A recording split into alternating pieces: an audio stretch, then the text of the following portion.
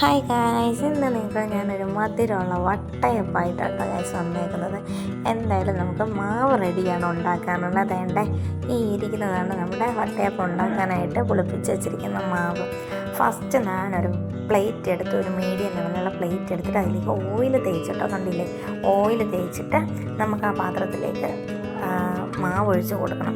മാവ് തവിക്കൊക്കെ നല്ലപോലെ ഒന്ന് ഇളക്കി യോജിപ്പിച്ച് നമ്മൾ കുറേശ്ശെയായിട്ട് ഒഴിക്കാൻ നോക്കിയപ്പോഴേക്കും ടാസ്ക്കാണ്. അത് കാരണം ഡയറക്റ്റ് നമ്മൾ അങ്ങനെ തന്നെ ആ പാത്രത്തിലേക്ക് കമഴ്ത്തി കൊടുത്തിട്ടുണ്ടല്ലേ. നമ്മൾ എളുപ്പപ്പണിയല്ലേ നമ്മൾ ചെയ്യുള്ളൂ. ഓക്കെ, എന്തായാലും നമ്മുടെ മാവ് ഒഴിച്ചൊന്ന് ടാപ്പ് ചെയ്തോട്ടോ, ഒന്ന് കൊട്ടി കൊടുത്തു.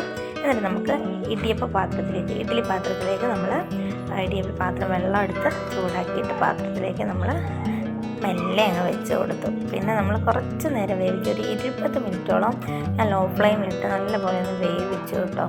കാര്യം നമുക്ക് അല്ലെങ്കിൽ ഒരു വേവാത്തൊരു ചൊവ്വയൊക്കെ വരില്ലേ, അത് കാരണം നമുക്ക് അടിപൊളിയായിട്ട് കിട്ടാൻ വേണ്ടി ലോ ഫ്ലെയിമിലിട്ട് 20 മിനിറ്റ് ഒന്ന് വേവിച്ചു.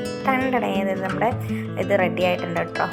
വട്ടയപ്പം റെഡി ആയതാണ്, നല്ല ഫൈനായിട്ട് വെന്ത് കിട്ടിയിട്ടുണ്ട്. അപ്പോൾ എന്തായാലും ഇതൊന്ന് തണുക്കാനായിട്ട് എടുത്ത് മാറ്റി വെക്കണം, എന്നാലേ ഇത് പ്ലേറ്റിൽ നിന്ന് നിങ്ങൾ വിട്ടു പോരുള്ളൂ, നല്ല ഷേപ്പിലൊക്കെ. ഇതാണ് സംഭവം. എന്തായാലും അടിപൊളിയായിട്ട് കിട്ടി കേട്ടോ. ഷുഗറൊക്കെ മധുരമൊക്കെ പാകത്തിന് അടിപൊളി നല്ല ടേസ്റ്റി വട്ടയപ്പമായിട്ട് കിട്ടിയെന്ന് ഞാൻ മാത്രമല്ല കഴിച്ച എൻ്റെ കുട്ടീസും പറഞ്ഞു കേട്ടോ. അപ്പോൾ എന്തായാലും നമുക്ക് ഇതിടയ്ക്ക് മാറ്റി വയ്ക്കാം.